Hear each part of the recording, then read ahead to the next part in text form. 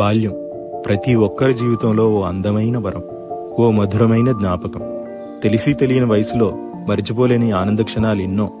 ఇప్పుడంటే కలర్ టీవీలు, స్మార్ట్ టీవీలు వచ్చాయి గాని అసలు కలర్ టీవీయే కనిపించిన రోజుల్లో బ్లాక్ అండ్ వైట్ లో సాయంత్రం 4:30కు దూరదర్శన్లో ఋతురాగాలు చూసిన జ్ఞాపకం.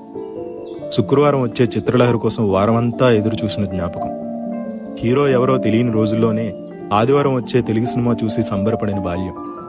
తెల్లటి చొక్క, బొక్కలతో నిండిన నీలం నిక్కరు, కాళ్లకు చెప్పులు లేని రోజులు, బడిగంట ఎప్పుడు కొడతారా అని ఎదురు చూసిన క్షణాలు, అర్థం కాని ఉర్దూ వార్తలు, అర్థమే తెలియని మూగవార్తలు, ఇవే అప్పటి ఎంటర్టైన్మెంట్లు.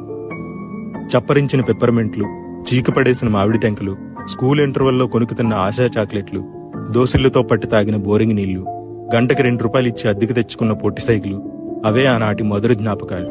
ప్రతి ఒక్కరి జీవితంలో ఎప్పటికీ మర్చిపోలేని మధురమైన క్షణాలు.